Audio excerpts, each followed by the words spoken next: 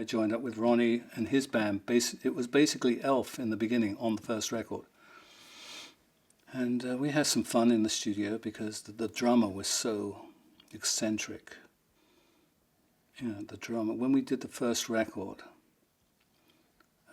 with Elf, the drummer Gary, he had got a problem with his eye. This is one of the stories.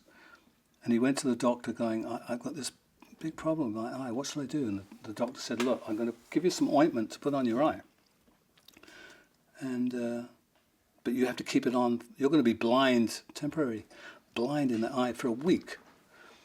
So, you're going to have to wear a patch and then you'll be okay because you've done some damage to the cornea. He said, oh, okay. So he took the ointment and put it in the other eye. So now he's nearly totally blind. He's got both eyes. There's a problem. That was the first time I met Gary. He was such a fantastic guy. What a wonderful person. I mean, he's just an angel as a person. And he's going, oh, I put the stuff in the wrong eye now. I'm blind in both eyes. So that was the first time I met him. Then I watched him on stage, and with Elf, because I always used to watch them. They were a great band. And Gary was a brilliant drummer in places. He was incredible. And one night he's playing away, and Ronnie Dio is doing this ballad, very calm, and Gary has to just touch the cymbals. Of course, he hits the cymbal, and the cymbal starts to come off the rostrum, starts to go forward. And Ronnie is singing this very angelic song. So Gary now lunges forward to try and catch the cymbal, because that's now going down, and he knocks all the drums over. So, I've forgotten what song it was, but you can imagine Ronnie is singing la la la la la, bang, crash, and the drummer is now collapsed behind him, all over his drums. And Ronnie's just like, he didn't he just had this way of looking at someone when he didn't, like full of disgust, like, you did it again. What's wrong with you? Another time, Gary, unfortunately he's passed on now, but I think he would like to hear these stories. I watched him one night doing a drum solo, and he's doing this incredible drum solo, and he throws the stick up, and of course the lights come on above him, and now he can't see it. He's thrown the stick up and gone, and it goes straight down in his eye, and he goes, oh! So now he's collapsed again on the drums, and it was every night. You never knew what he was going to do. And he came to me one day, and he said, I'm so miserable because, I'm so upset. I said, what's the problem? He said, everything I do is wrong. And he came to my room on tour in the Holiday Inn, and I was just having room service. I said, well, come on in, tell me about it. He said, I'm just so upset. I bought these clogs. I walked out of the shop, and I twisted my ankle and fell down. And then he couldn't play the drums anymore. So the band doesn't have a drummer. So it was never ending. So he came into my room, and I went, well, Gary, everybody loves you. It's just a few accidents, It's no big problem. He said, no, he said, everything I do is wrong. He said, and he was like nearly crying, and I'm like, oh, it's all right. And he said, oh, well, thanks for talking to me. And then he goes to get up to leave the room, and he catches his foot in the cable of the lamp standard that's there. And now he pulls that down, it comes down, it hits all my food goes on the floor. And now he's like, oh my God, he said, I've done it again. And he runs out crying, and I'm like, no, it's all right, Gary, it's all right. I can get some more room service, the lamp is okay.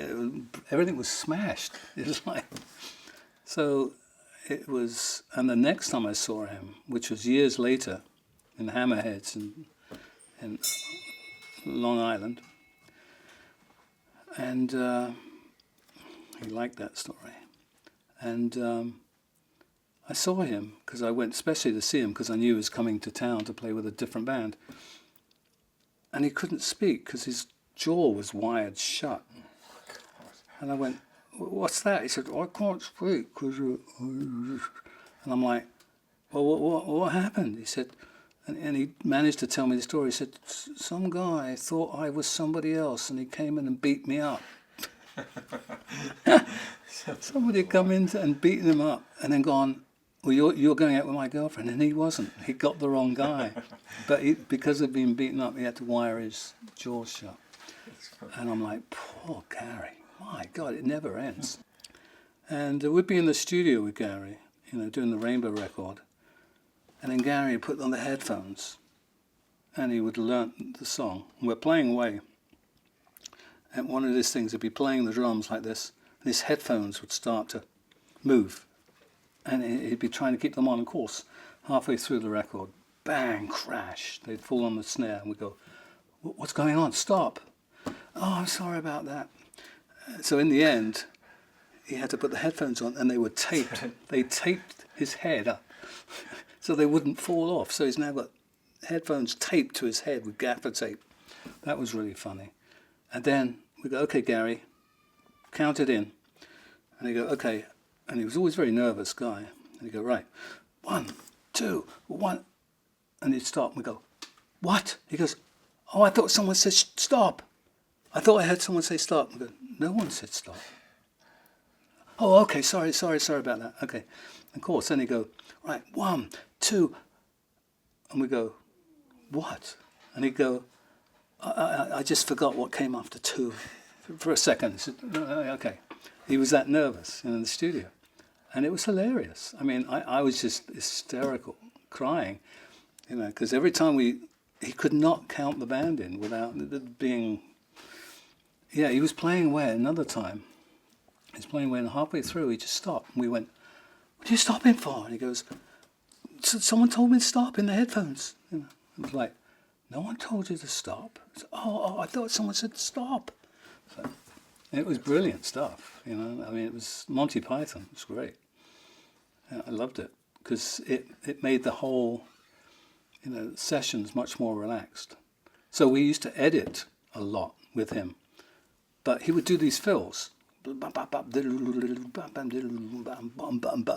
syncopation, and come back in, and sometimes he'd be dead on, and sometimes he wouldn't. And if he wasn't on, we'd edit. Of course, Bonzo heard that and went, "Whoa, that guy! It's an amazing fill he does it." But it was like, well, you don't know the inside story, which was he messed it up, but it sounds so clever, but he actually went into the wrong timing. It was great. I always loved Gary. Brilliant.